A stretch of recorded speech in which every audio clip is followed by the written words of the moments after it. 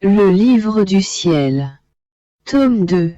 Parce que je me sentais encore lié par l'obéissance et ainsi, je ne voulais pas l'ouvrir ni même prononcer un seul mot d'amour. Ô sainte obéissance, comme tu es puissante. En ces jours de martyre, je te vois comme la plus puissante guerrière. Armée de la tête aux pieds, avec des sabres, des dards et des flèches, et munie de tous les instruments pour blesser. Et lorsque tu t'aperçois que mon pauvre cœur fatigué et attristé a besoin de réconfort, de trouver sa source rafraîchissante, sa vie, le centre qui l'attire comme un aimant. Me regardant de tes milieux, tu m'infliges de tous côtés des blessures cruelles. Ah! Je t'en prie, aie pitié de moi et ne sois pas si cruel. Pendant que j'entretenais ces pensées, j'entendis la voix de mon adorable Jésus me disant à l'oreille: l'obéissance était tout pour moi et je veux qu'elle soit tout pour toi. C'est l'obéissance qui m'a fait naître et c'est elle qui m'a fait mourir. Les blessures que je porte sur mon corps sont toutes des blessures et des marques que l'obéissance m'a infligées. Tu as raison de dire qu'elle est comme la plus puissante guerrière, armée de toutes sortes d'armes pour blesser. En fait, elle ne m'a pas laissé une seule goutte de mon sang. Elle a déchiré ma chair en pièces. Elle a disloqué mes os pendant que mon pauvre cœur, épuisé et sanglant, cherchait quelqu'un de compatissant pour le consoler. Agissant comme le plus cruel des tyrans, l'obéissance ne fut satisfaite qu'après m'avoir sacrifié sur la croisée, m'avoir vu rendre mon dernier souffle comme victime d'amour. Et pourquoi cela? Parce que le rôle de cette très puissante guerrière est de sacrifier les âmes. Elle ne s'occupe qu'à faire la guerre féroce contre les âmes qui ne se sacrifient pas entièrement. Ça lui est égal qu'une âme souffre ou pas, qu'elle vive ou meure. Elle vise uniquement à gagner, ne s'occupant de rien d'autre. C'est pourquoi on la nomme victoire. Car elle conduit à toutes les victoires. Lorsque l'âme semble mourir, c'est alors que commence sa vraie vie. À quelle grandeur l'obéissance ne m'a-t-elle pas conduit? Par elle, j'ai vaincu la mort. J'ai écrasé l'enfer. J'ai libéré l'homme de ses chaînes. J'ai ouvert le ciel, comme un roi victorieux. J'ai pris possession de mon royaume, non seulement pour moi, mais pour tous mes enfants ayant bénéficié de ma rédemption. Ah! Oui. C'est vrai qu'elle m'a coûté la vie. Mais le mot obéissance résonne comme une douce musique à mon oreille. C'est pourquoi j'aime tellement les âmes obéissantes. Je reprends maintenant mon récit là où je l'avais laissé. Au bout d'un certain temps, le confesseur est venu. Après lui avoir transmis les paroles dites plus haut, il a maintenu sa consigne, c'est-à-dire que je dois continuer à agir de la même façon avec Jésus. Je lui ai dit: Père, permettez-moi au moins de laisser mon cœur libre de dire à Jésus quand il viendra, ne viens pas, car nous ne pouvons pas nous parler. Le confesseur m'a répondu: fais ce que tu peux pour l'en empêcher. Si tu ne peux pas, laisse-le libre. Avec cette consigne un peu mitigée, mon cœur s'est remis à vivre. Mais cela ne l'a pas empêché d'être encore torturé de 1000 façons. En fait, quand Dame Obéissance voyait que mon cœur cessait de battre pendant un certain temps en cherchant son Créateur dans l'espérance de pouvoir se reposer en lui pour renouveler ses forces, elle s'abattait sur moi et me blessait de toutes parts avec ses griffes. la simple répétition du triste refrain « Ne viens pas, car nous ne pouvons pas nous parler », était pour moi le plus cruel des martyrs. Alors que j'étais dans mon état habituel, mon doux Jésus est venu et je lui ai dit le triste refrain en question. Alors, sans plus, il est parti. Une autre fois, quand je lui ai dit « Ne viens pas », car l'obéissance ne le permet pas. Il m'a dit « Ma fille, que la lumière de ma passion soit toujours présente à ton esprit. Car, à la vue de mes très amères souffrances, les tiennes te paraîtront minimes. De plus, en réfléchissant à la cause principale de mes souffrances, qui est le péché, tes moindres imperfections te paraîtront graves. Par contre, si tu ne fixes pas ton regard sur moi, la moindre souffrance te deviendra un fardeau. Et tu considéreras tes fautes graves comme sans importance. Ensuite, il disparut. Après quelque temps, le confesseur est venu. Quand je lui ai demandé si je devais continuer ainsi, il m'a dit « Non, tu peux lui dire tout ce que tu veux et le garder auprès de toi aussi longtemps que tu le désires. » Cela m'a libéré en ce sens que je n'avais plus à lutter autant face à la puissante guerrière qu'est l'obéissance. S'il avait poursuivi encore avec la même consigne, il serait vite parvenu à me faire mourir physiquement. En réalité, cela aurait été pour moi une grande victoire. Car je me serais ainsi uni à mon bien suprême pour de bon et non plus par intervalles comme auparavant. Inutile de dire que j'en aurais grandement remercié d'âme obéissance. Je lui aurais chanté le cantique de l'obéissance, c'est-à-dire le cantique des victoires. Ensuite, en riant, je me serais moqué de sa force. Pendant que j'écrivais ces lignes, un œil radieux et enchanteur m'est apparu et une voix m'a dit « Et moi, je me serais uni à toi et j'aurais ri avec toi car c'aurait également été ma victoire. » Je répliquai « Ô chère obéissance », après avoir ri ensemble. Je t'aurais laissé à la porte du paradis en te disant adieu et non pas à la prochaine, afin de ne plus jamais avoir affaire à toi. De plus, j'aurais pris bien soin de ne pas te laisser entrer. Ce matin, j'étais tellement abattue et je me trouvais si méchante que j'avais peine à me supporter moi-même. Lorsque Jésus est arrivé, je lui ai parlé de mon misérable état. Il m'a dit « Ma fille, ne te décourage pas. C'est ma façon habituelle d'agir. Amener l'âme à la perfection petit à petit et non pas d'un seul coup, de manière à ce qu'elle ait toujours conscience qu'il lui manque quelque chose et qu'elle ait à faire tous les efforts nécessaires pour obtenir ce qui lui manque. Ainsi, elle me plaît davantage et se sanctifie encore plus.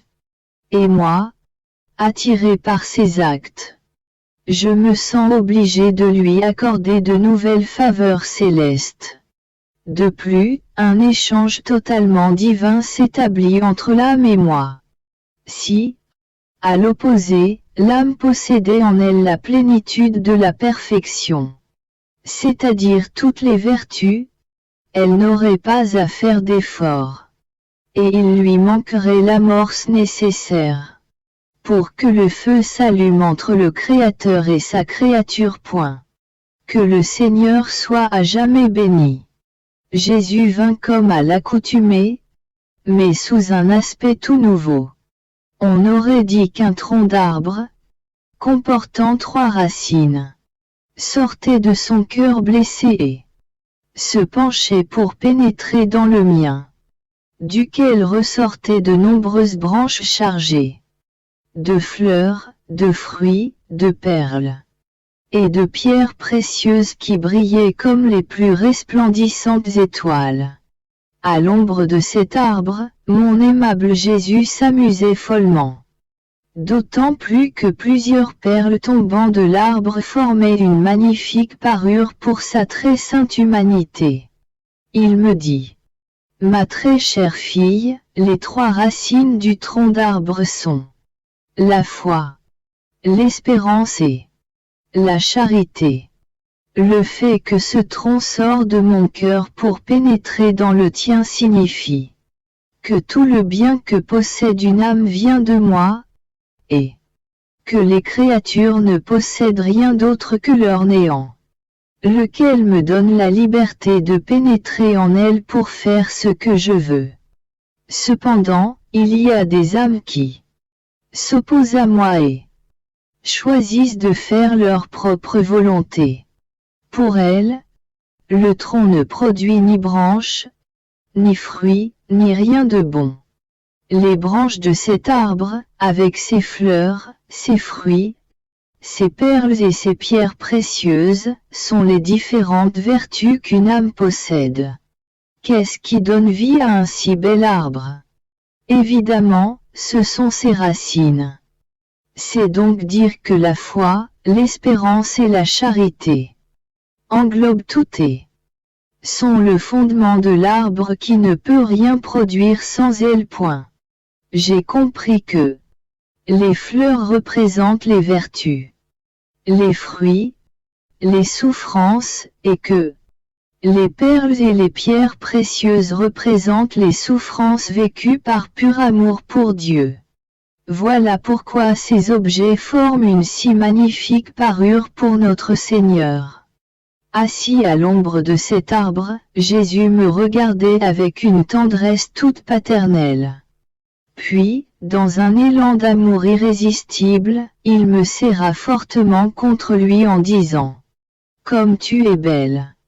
Tu es ma colombe, ma demeure bien-aimée, mon temple vivant où je me plais d'habiter avec le Père et le Saint-Esprit. Ta soif continuelle de moi me console. Des offenses continuelles que je reçois des créatures. Sache que l'amour que j'ai pour toi est si grand que je dois partiellement le cacher. Pour que tu ne perdes pas la raison et ne meurs pas. En effet, si je te manifestais complètement mon amour, non seulement tu perdrais la raison, mais tu ne pourrais plus vivre. Ta faible nature serait consumée par les flammes de cet amour. Pendant qu'il parlait, je me sentais toute confuse et j'avais l'impression d'enfoncer dans l'abîme de mon néant parce que je me voyais remplie d'imperfections. J'ai surtout noté mon ingratitude et ma froideur devant tant de grâces reçues du Seigneur. Mais j'espère que tout pourra concourir à sa gloire et à son honneur et qu'il voudra bien, dans un élan de son amour, vaincre ma dureté de cœur. Ce matin, mon adorable Jésus est venu. Comme j'ai eu peur que ce soit le diable, je lui ai dit: Laisse-moi faire le signe de la croix sur ton front. Après l'avoir fait, je me suis senti rassuré. Mon Jésus bien-aimé avait l'air fatigué et il voulait se reposer en moi. À la suite de mes souffrances des derniers jours, j'étais également fatigué, surtout parce que ces visites se faisaient très rares et parce que je sentais le besoin de me reposer en lui, moi aussi. Après un bref échange, il me dit: La vie du cœur, c'est l'amour. Je suis comme un malade brûlant de fièvre qui cherche un soulagement contre le feu qui le dévore. Ma fièvre, c'est l'amour. Où donc puis-je trouver le soulagement approprié contre le feu qui me consume? Je le trouve dans les souffrances et les labeurs de mes âmes bien-aimées qui les vivent uniquement par amour pour moi. Très souvent, j'attends le bon moment pour qu'une âme se tourne vers moi et me dise: Seigneur, c'est uniquement par amour pour toi que j'accepte cette souffrance. Ah! Oui. Ce sont là les meilleurs soulagements pour moi. Ils me réjouissent et éteignent le feu qui me consume. Ensuite, Jésus s'est jeté dans mes bras, tout langoureux, pour se reposer. Pendant qu'il se reposait, j'ai compris bien des choses au sujet des paroles qu'il venait de me dire, surtout celles concernant les souffrances vécues par amour pour lui. Oh! Quelle monnaie d'inestimable valeur! Si tout le monde le savait, il y aurait concurrence entre nous pour souffrir davantage. Mais je crois que nous sommes tous trop myopes pour reconnaître la valeur de cette monnaie. Ce matin, j'étais un peu bouleversé, surtout à cause de la peur. Que ce ne soit pas Jésus mais un démon, et que mon état ne soit pas voulu par Dieu. Mon adorable Jésus est venu et il m'a dit: Ma fille, je ne veux pas que tu perdes ton temps à penser à cela. Tu te laisses distraire de moi et ma nourriture provenant de toi vient à manquer. Je veux que tu ne penses qu'à m'aimer et à demeurer totalement abandonné à moi car, ainsi, tu pourras m'offrir une nourriture qui m'est très agréable. Non seulement de temps à autre comme présentement, mais continuellement. Ne trouves-tu pas que c'est en m'abandonnant ta volonté, en m'aimant, en devenant une nourriture pour moi, ton Dieu, que tu trouveras ta plus grande satisfaction. Ensuite, il me montra son cœur contenant 3 globes de lumière qui, par la suite, n'en formèrent qu'un. Il poursuivit son exposé. Les globes de lumière que tu aperçois dans mon cœur sont la foi, l'espérance et la charité que j'ai offerte comme cadeau à l'humanité souffrante pour la rendre heureuse. Aujourd'hui, je veux te faire un cadeau spécial. Pendant qu'il parlait, de nombreux rayons jaillirent des globes de lumière et entourèrent mon âme comme d'une espèce de filet. Il poursuivit. Voici comment je désire que tu occupes ton âme. Tout d'abord, envole-toi sur les ailes de la foi. Et, avec sa lumière, dans laquelle tu te plonges, tu pourras connaître et acquérir de plus en plus de connaissances à mon sujet, moi ton Dieu. En me connaissant davantage, tu te sentiras anéanti et ton néant ne trouvera plus d'appui. Alors, élève-toi plus haut et plonge dans la mer immense de l'espérance, formée de tous les mérites que j'ai acquis durant ma vie mortelle, ainsi que des douleurs de ma passion offerts en cadeau à l'humanité. C'est uniquement par ces mérites que tu peux espérer posséder les biens immenses de la foi. Il n'y a pas d'autre moyen. Lorsque tu prendras possession de mes mérites comme s'il était tien, ton rien ne se sentira plus dissous dans le néant, mais se sentira revivre. Il sera embelli et enrichi, attirant ainsi sur lui les regards divins. L'amour a perdu sa timidité, et l'espérance lui donnera force et courage, afin qu'elle devienne stable comme un pilier au milieu des intempéries. C'est-à-dire que les diverses tribulations de la vie ne l'ébranleront aucunement. Par l'espérance, non seulement l'âme plonge elle sans peur dans les richesses immenses de la foi mais elle se les approprie. Elle va jusqu'à s'approprier Dieu lui-même. Ah! Oui!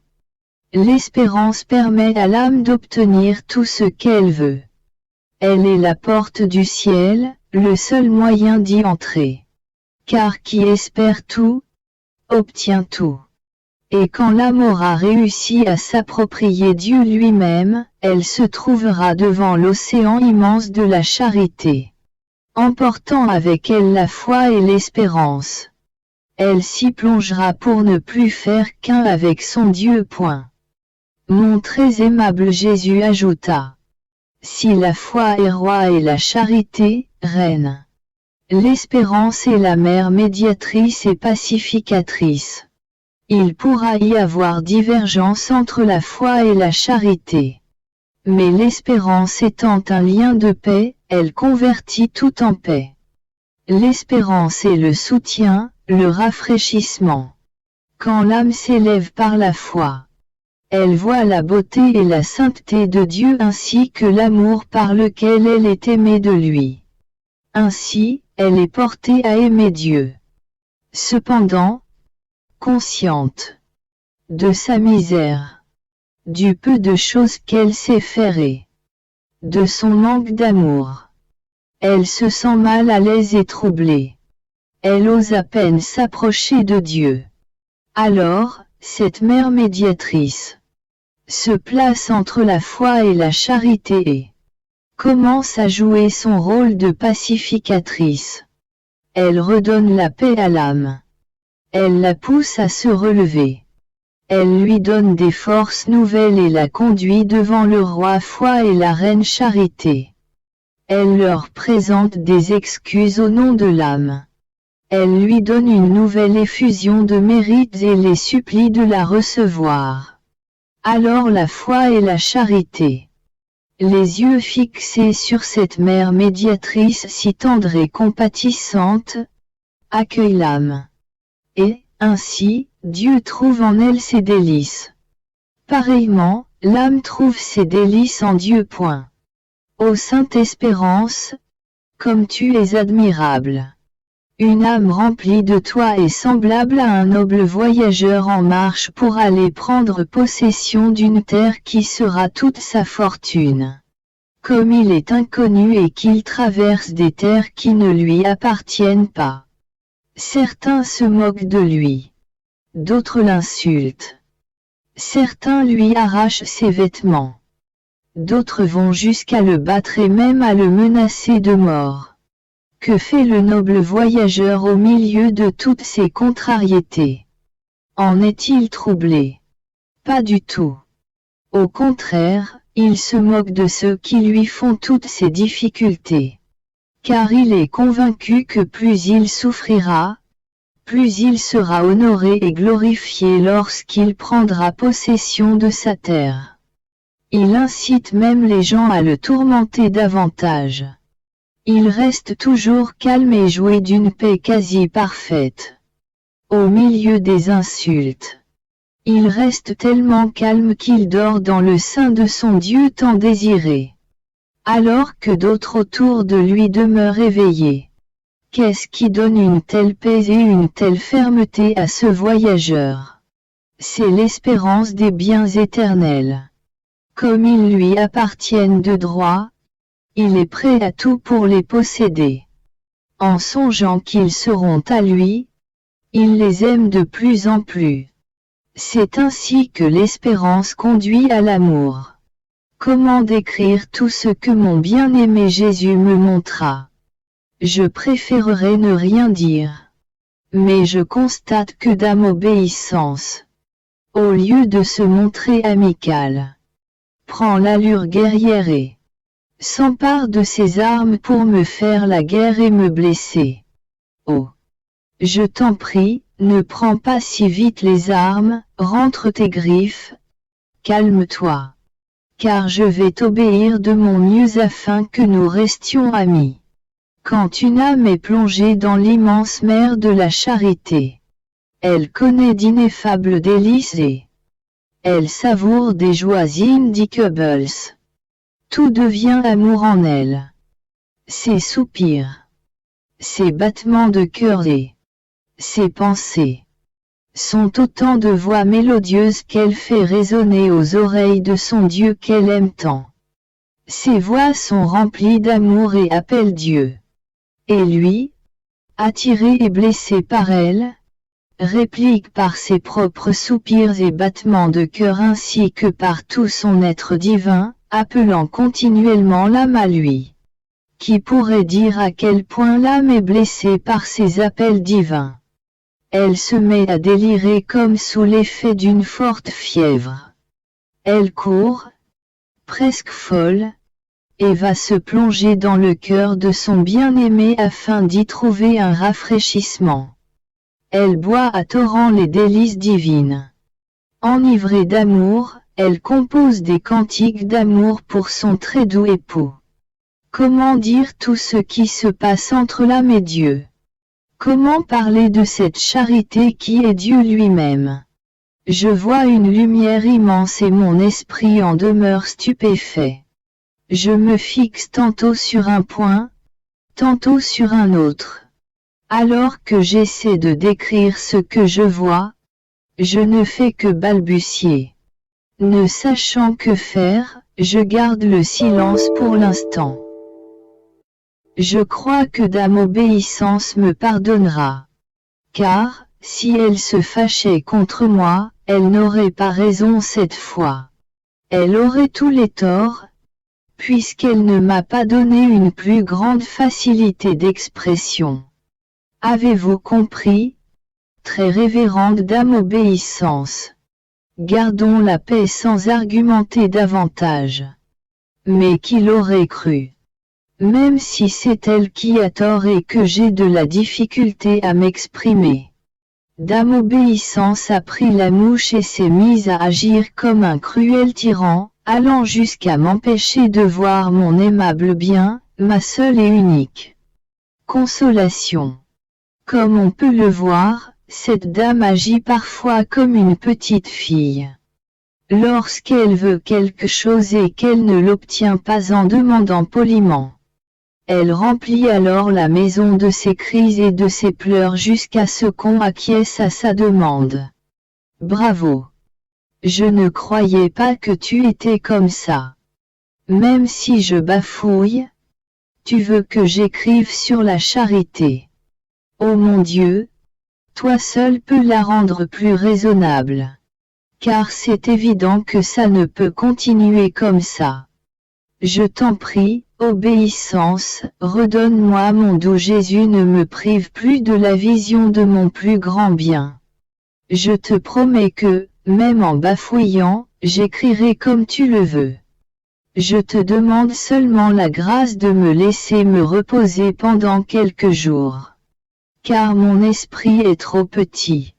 Il ne peut plus supporter d'être immergé dans ce vaste océan qu'est la charité divine. Surtout parce que j'y vois plus clairement mes misères et ma laideur. Et en voyant l'amour de Dieu pour moi, j'ai l'impression de perdre la raison. Je sens que ma faible nature va s'écrouler, n'en pouvant plus. D'ici là, je vais m'occuper à faire d'autres écrits. Ceci dit, je poursuis avec mes pauvres écrits. Mon esprit étant occupé à faire ce que j'ai déjà mentionné, je me disais, à quoi serviront ces écrits si je ne les mets pas en pratique moi-même? Ils serviront à ma condamnation. Pendant que je réfléchissais ainsi, Jésus est venu et il m'a dit, ces écrits serviront à faire connaître celui qui te parle et t'habite. Et s'ils ne te servent pas à toi, ma lumière éclairera ceux qui les liront point. Je ne saurais dire combien je fus mortifié à la pensée que ceux qui liraient ces écrits pourraient bénéficier des grâces qui y sont attachées. Et non pas moi qui les reçois et les mets sur papier. Ces écrits ne vont-ils pas me condamner? À la seule pensée qu'ils vont tomber entre les mains d'autres personnes, mon cœur est accablé de douleur.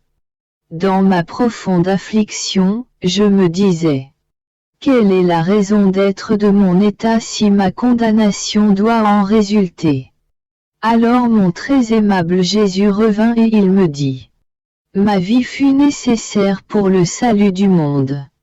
Comme je ne peux plus vivre sur la terre, je choisis qui je veux pour m'y remplacer, afin que la rédemption se poursuive.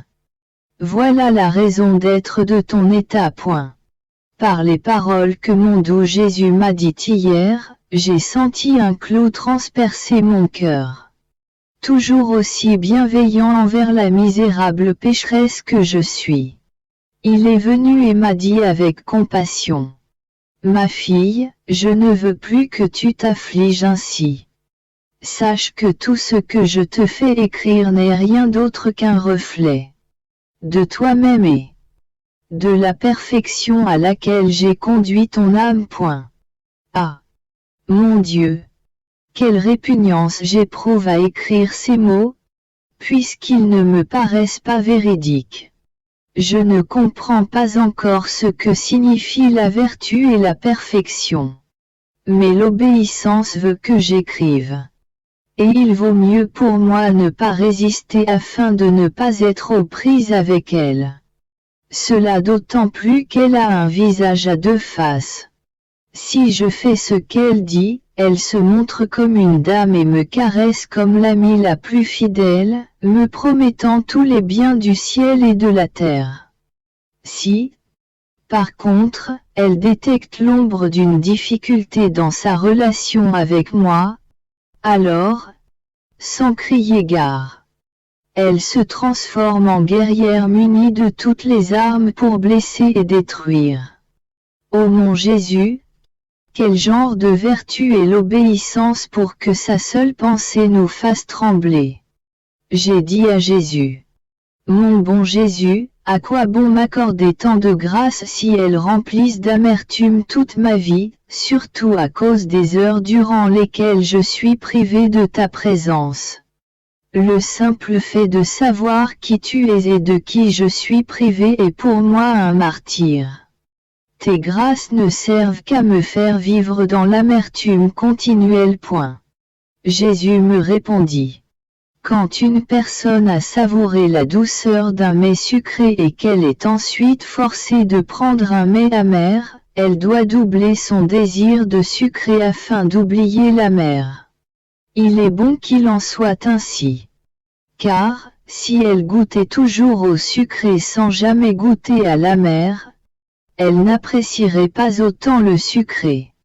Si, d'autre part, elle mangeait toujours des mets amers, sans jamais avoir goûté au sucré, elle ne pourrait pas désirer les mets sucrés, puisqu'elle ne les connaîtrait pas.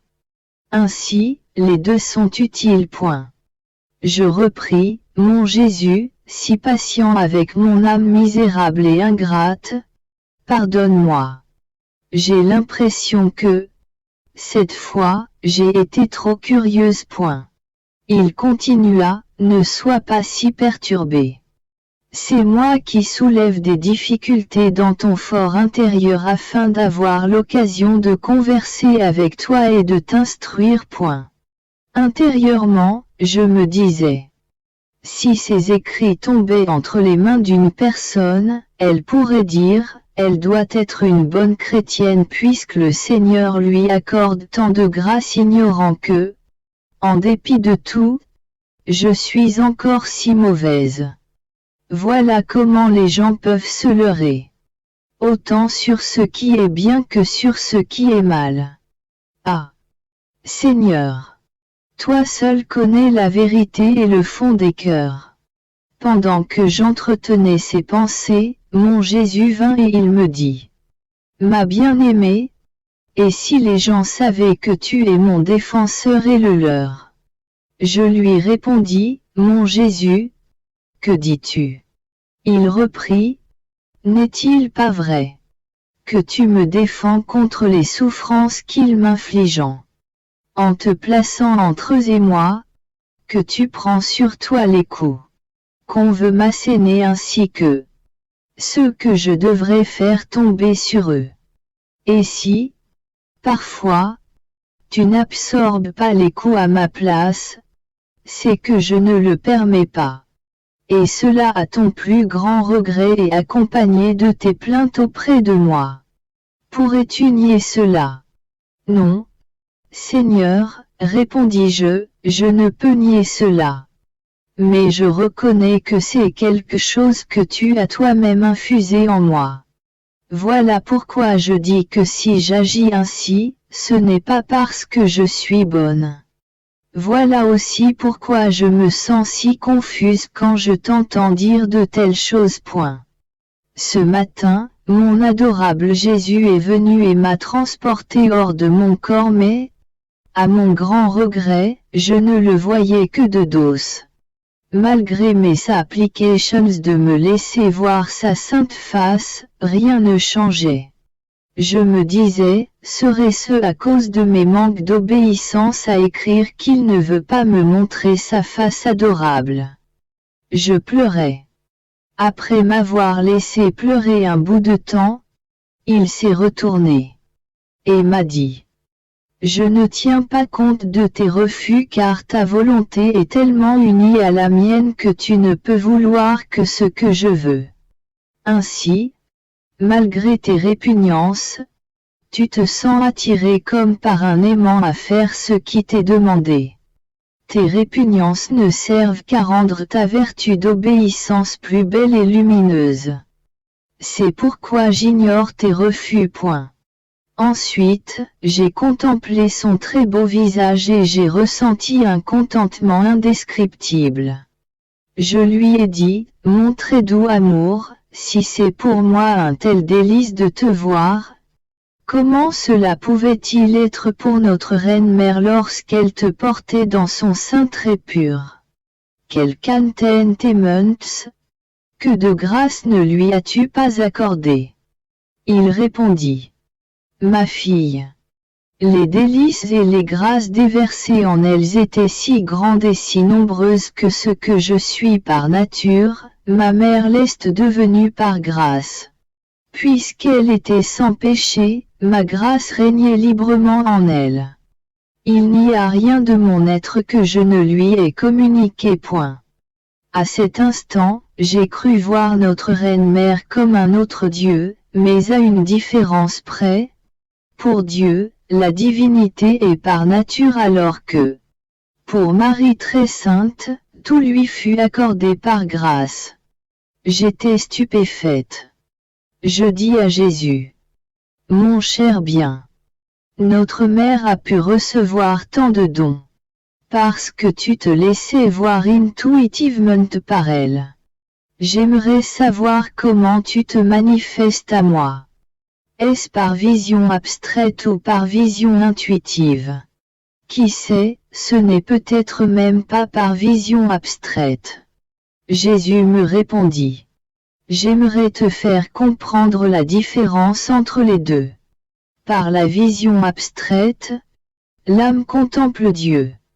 Alors que, par la vision intuitive, l'âme entre en Dieu et participe à l'être divin. Combien de fois n'as-tu pas participé à mon être? Ces souffrances, qui semblent presque naturelles chez toi, cette pureté qui te permet d'en arriver à ne plus sentir ton corps, et bien d'autres choses. Ne t'ai-je pas communiqué ces choses en t'attirant à moi intuitivement? Je m'exclamai: ah! Seigneur, c'est tellement vrai. Et moi, combien peu de gratitude je t'ai exprimé pour tout cela. Combien peu j'ai correspondu à tant de grâce. Je rougis rien que d'y penser. Je t'en prie, pardonne-moi et fais que le ciel et la terre sachent que je suis l'objet de ton infinie miséricorde. J'ai vécu l'enfer pendant plus d'1 heure. En effet, pendant que je regardais une image de l'enfant Jésus, une pensée, rapide comme l'éclair, disait à l'enfant: comme tu es laid. Je me suis efforcé d'ignorer cette pensée et de ne pas me laisser troubler par elle afin d'éviter le piège du démon. Malgré mes efforts, cet éclair diabolique pénétra dans mon cœur. Et il me semblait que je haïssais Jésus. Oh! Oui! Je me sentais comme si j'étais en enfer avec les damnés. Je sentais en moi l'amour transformé en haine. Oh mon Dieu! Quelle souffrance que de se sentir incapable de t'aimer! J'ai dit à Jésus: Seigneur, c'est vrai que je ne suis pas digne de t'aimer, mais accepte au moins cette souffrance que j'éprouve présentement, vouloir t'aimer sans le pouvoir. Point. Après avoir passé plus d'une heure dans cet enfer, j'en suis sorti grâce à Dieu. Comment exprimer à quel point mon pauvre cœur était affligé et affaibli par cette guerre entre la haine et l'amour. J'étais exténué, presque sans vie. Ensuite, je suis revenu à mon état habituel, mais accablé par ce profond épuisement.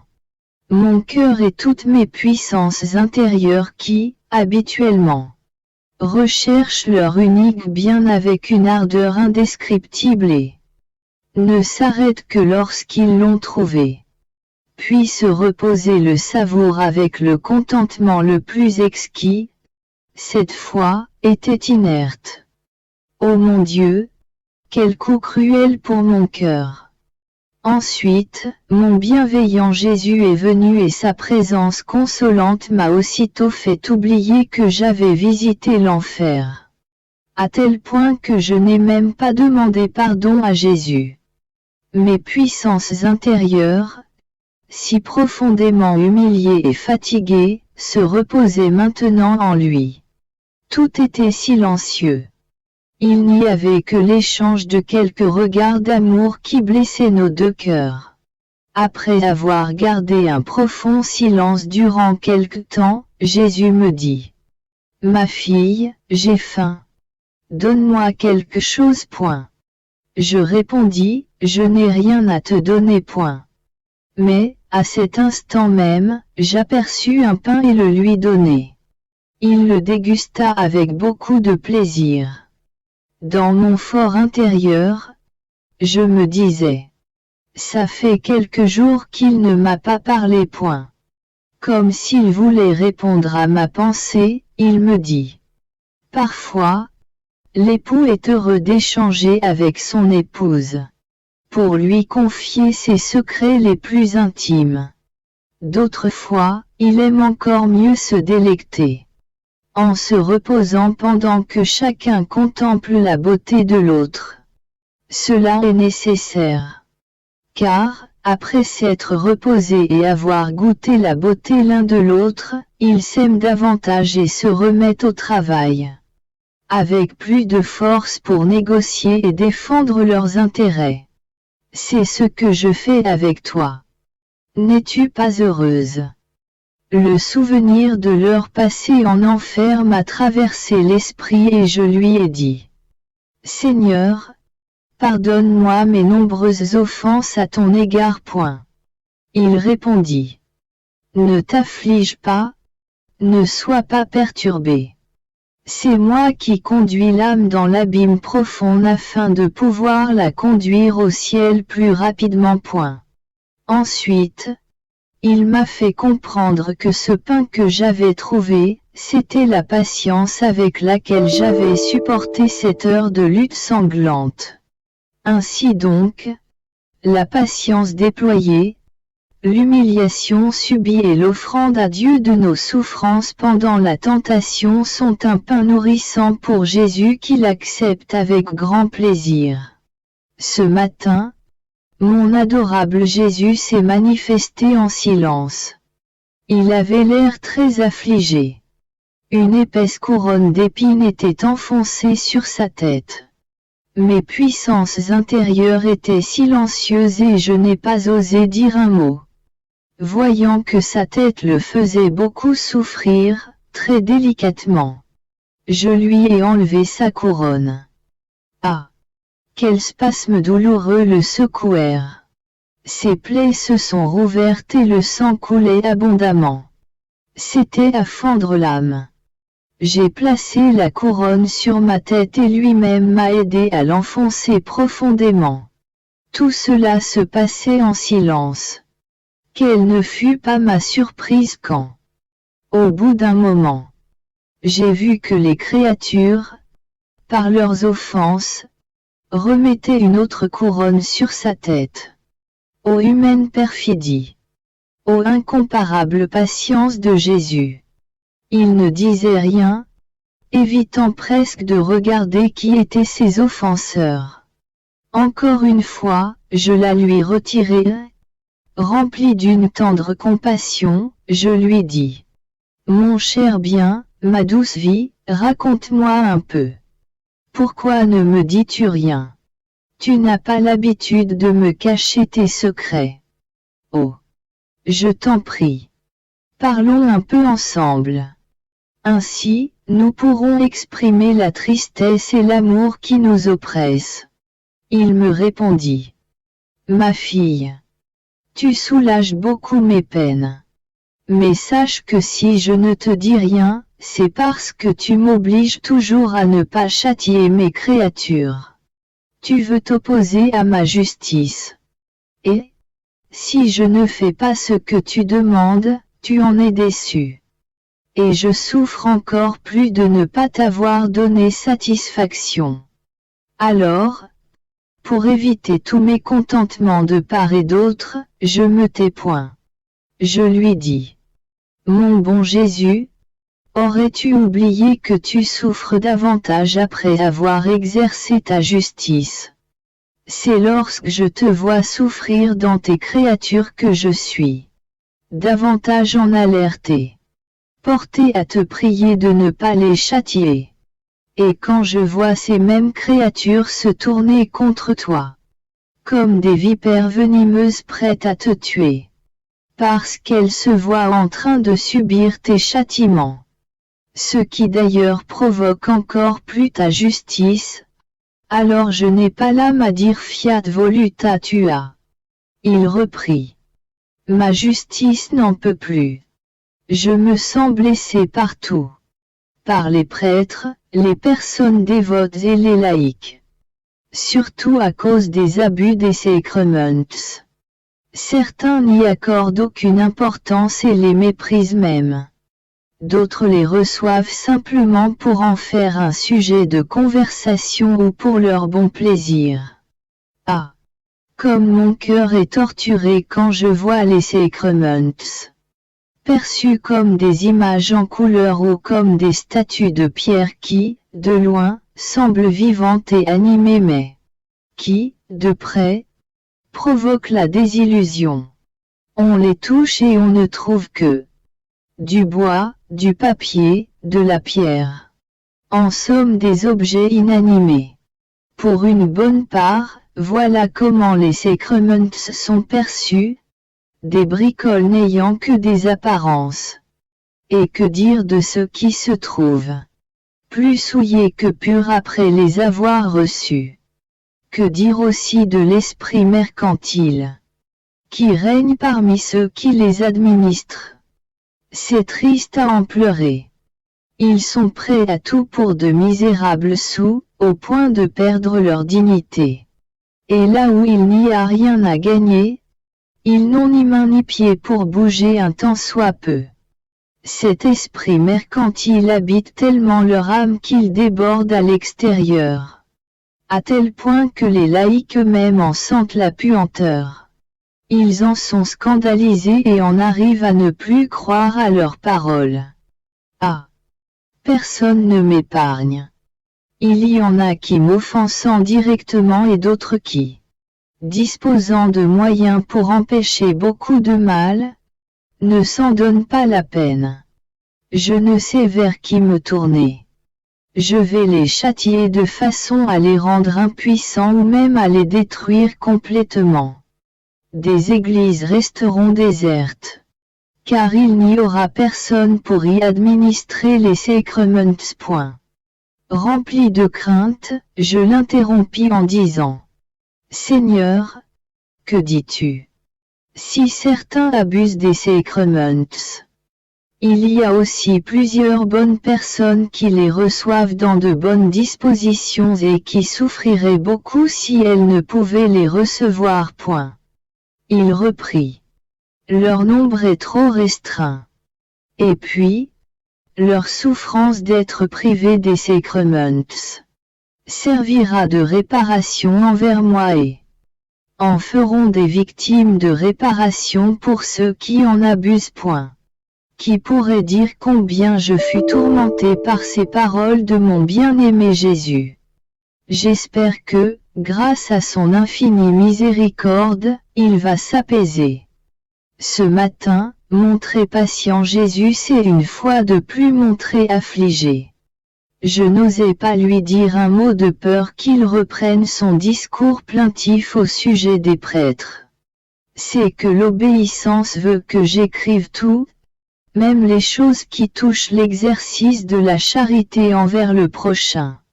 C'est si pénible pour moi que j'ose discuter avec cette dame, même si elle peut à tout instant se transformer en une très puissante guerrière tout équipée pour me terrasser.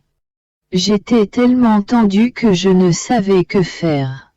Il me semblait impossible d'écrire sur la charité envers le prochain à la suite des lumières que Jésus m'avait données. Je sentais mon cœur darder de 1000 aiguillons. Ma langue collait à mon palais et le courage me manquait. Alors j'ai dit, « Chère dame Obéissance, vous savez combien je vous aime. Et, à cause de cet amour, je vous donnerai volontiers ma vie. Mais je sais que je ne peux le faire. Voyez à quel point mon âme est torturée. Oh! Je vous en prie, ne soyez pas si impitoyable envers moi. S'il vous plaît, discutons ensemble de ce qu'il serait le plus approprié de dire. Alors son courroux s'est un peu apaisé et elle m'a dicté ce qui était essentiel, résumant en peu de mots les différentes choses qu'il fallait dire. À certains moments, cependant, elle voulait être plus explicite et je lui disais. Il suffit qu'il comprenne le sens en réfléchissant. N'est-il pas préférable de tout dire en un mot plutôt qu'en plusieurs? Parfois, elle cédait. Parfois, c'était moi qui cédais. Au total, j'ai l'impression que nous avons bien travaillé ensemble. Mais de quelle patience il faut user avec cette sainte obéissance. Elle est une vraie dame. Car il suffit de lui concéder le droit de diriger pour qu'elle se transforme en un doux agneau, se sacrifiant au travail, permettant à l'âme de se reposer dans le Seigneur pendant qu'elle la protège de son œil vigilant, pour que personne ne la moleste ou interrompe son sommeil. Et, pendant que l'âme sommeille, que fait cette noble dame? À la sueur de son front, elle s'empresse de compléter le travail, ce qui est stupéfiant et incite à l'aimer. Pendant que j'écris ces mots, j'entends dans mon fort intérieur une voix disant « Mais, qu'est donc l'obéissance? Que comporte-t-elle? De quoi se nourrit-elle » Puis Jésus me fait entendre sa voix mélodieuse en disant « Veux-tu savoir ce qu'est l'obéissance? C'est la quintessence de l'amour. Elle est le plus grand, le plus pur, le plus parfait amour découlant du plus douloureux sacrifice. Elle invite l'âme à s'anéantir afin de vivre de nouveau en Dieu. Étant très noble et divine, l'obéissance ne tolère rien d'humain dans l'âme. Toute son attention vise à détruire ce qui n'est pas noble et divin dans l'âme, c'est-à-dire l'amour de soi. Une fois que cela est accompli, elle travaille seule pendant qu'elle laisse l'âme se reposer en paix. L'obéissance, c'est moi-même. Qui pourrait dire combien j'étais étonné et ravi d'entendre ces paroles de mon bien-aimé Jésus.